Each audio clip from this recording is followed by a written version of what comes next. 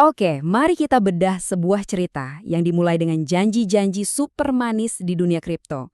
Tapi, gimana kalau janji itu justru berujung jadi mimpi buruk? Ini adalah kisah tentang impian, kehancuran, dan akhirnya sebuah pertanyaan besar tentang sistem uang itu sendiri. Coba deh Anda bayangin, lihat klaim kayak gini. Portofolio langsung berlipat ganda cuma dalam 6 bulan. Wow, jelas ini pancingan yang luar biasa kuat kan? Sebuah janji kekayaan yang seolah-olah bisa mengubah hidup kamu dalam sekejap. Nah, inilah yang namanya impian kripto. Buat banyak orang, ini bukan sekedar investasi biasa, tapi jalan pintas menuju kesuksesan finansial. Apalagi kalau ada yang ngaku-ngaku sebagai raja kripto yang seolah-olah tahu semua rahasianya dan siap membimbing kita. Tapi, seperti yang bisa kita tebak, impian itu bisa hancur berkeping-keping.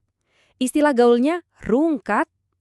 Kita akan coba bedah anatomi dari kehancuran ini. Kita lihat gimana sebuah akademi kripto yang katanya sangat berpengaruh, malah bikin ribuan anggotanya mengaku kehilangan segalanya. Dan kita nggak lagi ngomongin uang receh di sini. Lihat angkanya, 50 juta rupiah. Itu harga yang rela dibayar oleh sebagian anggota untuk sebuah keanggotaan seumur hidup dan janji akses pribadi langsung ke para mentornya. Nah, slide ini ngerangkum perjalanan tragisnya, langkah demi langkah. Pertama, mereka bayar biaya yang nggak sedikit. Kedua, mereka patuh banget ngikutin sinyal trading yang dikasih. Tapi lihat apa yang terjadi selanjutnya. Ketiga, kerugian besar-besaran. Dan pas mereka butuh penjelasan, akses grup chat malah ditutup. Pertanyaan mereka cuma dibalas dengan keheningan. Disinilah kita bisa lihat betapa jauhnya janji dari kenyataan. Di sebelah kiri janjinya manis banget. Ada bimbingan personal, sinyal trading dengan tingkat sukses 90%. Tapi realitanya di sebelah kanan, pahit. Nggak ada akses langsung, lebih dari 90% anggota malah rugi, dan komunitas yang katanya suportif malah membungkam mereka. Beda banget kan? Dan jangan salah, ini bukan cuma 1-2 orang yang kecewa. Kita bicara soal lebih dari 4.000 orang. 4.000. Itu cukup untuk memenuhi satu gedung konser. Mereka berkumpul bukan untuk merayakan keuntungan, tapi untuk saling berbagi kisah pilu kehancuran finansial mereka. Skalanya masif. Situasinya ternyata jadi jauh lebih buruk. Ketika para anggota ini mulai berani bertanya dan menuntut jawaban atas kerugian mereka, ceritanya berubah drastis. Janji-janji manis berganti jadi ancaman. Ini bukan lagi soal layanan yang buruk, tapi udah masuk ke level intimidasi.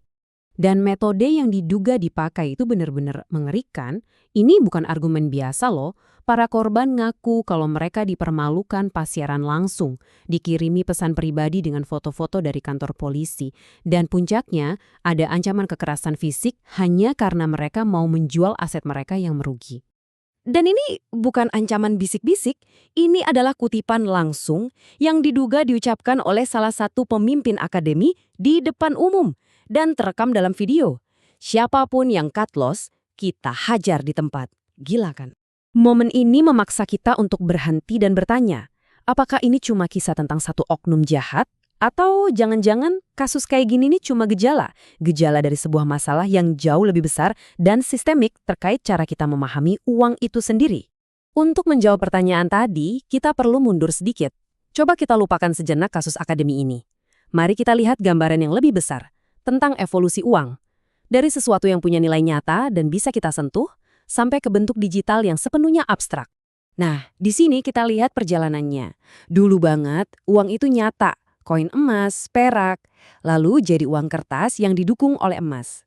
Sekarang, uang kita itu cuma angka di layar komputer yang sepenuhnya dikendalikan oleh pemerintah dan bank.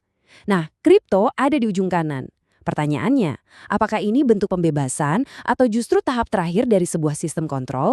Inti dari kritik terhadap sistem modern ini adalah bagaimana uang dipinjamkan dengan bunga.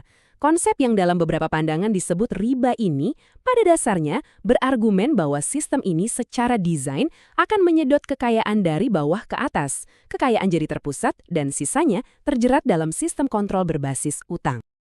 Dan konsekuensinya sangat nyata. Kita semua merasakannya. Nilai uang kita terus-terusan kegerus inflasi, sementara kekayaan makin menumpuk di tangan segelintir orang. Nah, kondisi seperti inilah yang jadi lahan subur buat penipuan. Kenapa? Karena saat orang merasa ditinggalkan oleh sistem, janji-janji keuntungan besar jadi terdengar sangat-sangat menggoda. Jadi, di mana posisi kripto dalam semua ini? Apakah kripto adalah jalan keluar dari sistem yang rusak ini? Ataukah ini justru perangkap pamungkasnya? Sebuah alat untuk transisi mulus menuju satu sistem mata uang global baru yang terkontrol penuh? Disinilah kedua cerita kita bertemu. Penderitaan pribadi para korban akademi kripto di satu sisi, dan pergeseran sistem keuangan global yang masif di sisi lain. Ternyata, keduanya punya benang merah, keduanya saling terhubung. Pada akhirnya, kisah akademi kripto ini bukan sekedar tentang kripto. Ini adalah cerminan dari zaman kita, di mana uang jadi semakin abstrak dan janji kekayaan instan ada di mana-mana. Ini memaksa kita semua untuk bertanya, ketika uang sudah tidak lagi berwujud fisik, sebenarnya kita menaruh kepercayaan pada apa? Pada teknologinya, pada influencernya, atau pada sistem itu sendiri?